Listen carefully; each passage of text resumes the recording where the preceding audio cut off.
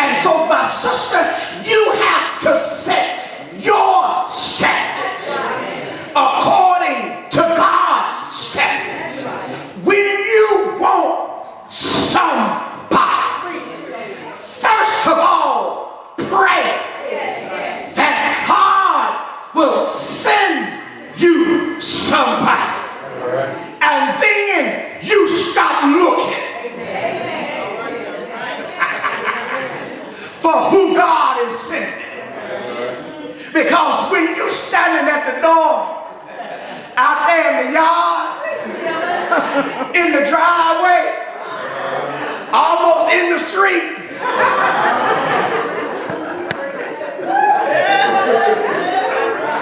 what you doing, girl? I'm waiting on the man that God getting ready to send me. That's not how you wait on the Lord. That's not how you wait on the Lord. The way you wait on the Lord is you open up his word every day. Let God talk to you through his word. And you're going to discover that the greatest lover in the world is God himself. And baby, when you love by God, right now, it is a satisfying love. When you allow God to really love you, and when you allow God to satisfy every void that man has created in your life, it is a satisfying love. And it'll cause you to seek him more. The more you get from him, the more you want. And so you come here and you worship him and you praise him and you get busy working for him. There was a young sister who was working with a congregation in a military town. She was there as the sailors would come in. Once a month, the sailors would come into this particular city. And the local Church of Christ would have brothers and sisters at the dock where the sailors would arrive. And this one particular sister gave this tall, good-looking brother some tracts and said, I want you to read this because this is about the Lord's church. She wasn't trying to get his digits. Well. Hello? Well. She wasn't trying to line him up for a date. Hello? She wasn't trying to see if he had pretty teeth so that you can determine whether or not he gonna be your next baby daddy. Hello? Read this. This is about the Lord's church. It's all on her mind. Giving that brother something about the Lord's church. Walked off. Brother said he got back on the ship. Time came. Went to reading that material. Became enamored with this information on the Lord's church. Where he was stationed, he found the Lord's church in that city. Went there, was baptized, became a child of God, went back to that city and looked for that sister. Because he said, if she was so concerned about me becoming God's child, I know she'll be a good mother to my own child. I want her to be my wife. You follow what I'm saying? He came back looking for her, found her, married her, and I think he said they got 30-some years full of marital bliss. Brother Kenneth Jackson, he's our evangelistic director over the crusade. That's how Brother Jackson met his wife.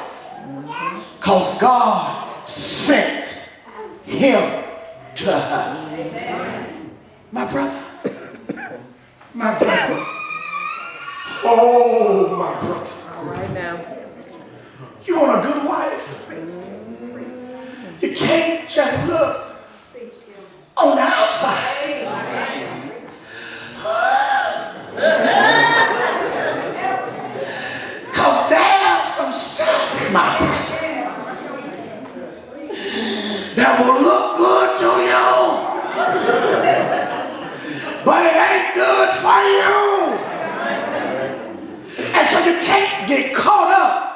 with what you see. And as men, we're so simple-minded that we're instantly caught up in what we see. And that's why sometimes, sisters, and we're going to learn more of this as this series rolls along, you have a hard time communicating with us because you don't understand the complexity yet simplicity of our minds. Oh, baby, I could be PhD educated.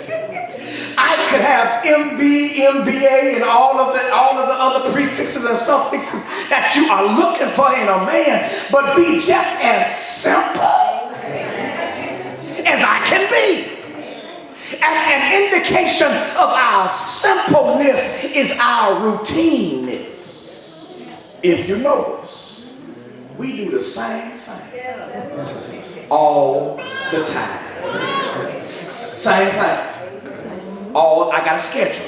I don't make the schedule, it just happens like that. And I do the same thing all the time. That's the reason you go through my drawers and you still wearing these. You need to throw these things away. You trying to change my order. I done got used to them now.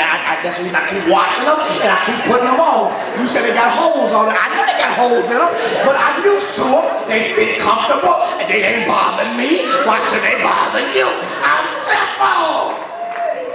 I do the same thing all the time. And the only time, if you notice, the only time we have problems is when you try to change the order of what I've been doing all the time. If I put my stuff right there, leave my stuff right there. Come on, leave it right there. Put it down. What you mean you redecorate? Don't bother my stuff. I got to know where it is. When I reach for it, I just reach for it and get it because I know where it is. We're simple. And because of our simplicity, we'll get caught up in what we see. You follow me? That's the reason sometimes we can't hear what you say because we're caught up in what we see. And sometimes what we see and what you say are two different words to us.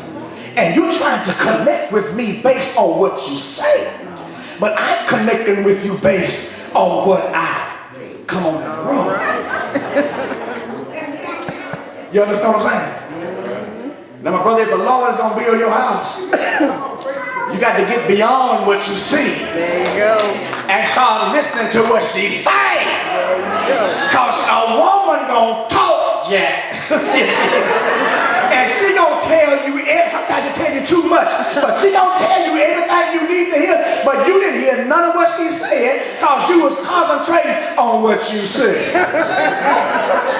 You know what I'm looking at what I say. Now she's saying something, but I don't know what she's saying. I'm just looking at I'm concentrating on what I see. She's talking, saying she may be telling me exactly what I need to hear to make me say, well, you ain't the one, but I don't hear all that. Because I'm concentrating on what I see rather than what she's saying. And so if you're going to let the Lord build your house, you got to break that. Get beyond what you see and start listening to what she's saying. Because what she's saying flows from the depth of her heart. Lord's will, we'll come back and finish the rest of that next week. I wanted to give you more, but I didn't want to rush it. You know, some stuff so good you don't want to rush. You want to take your time. I want to take it. So next week, Lord's will, we'll come back and look at the biblical essence of how to allow the Lord to build my house. I will tell you in part that if you shack it,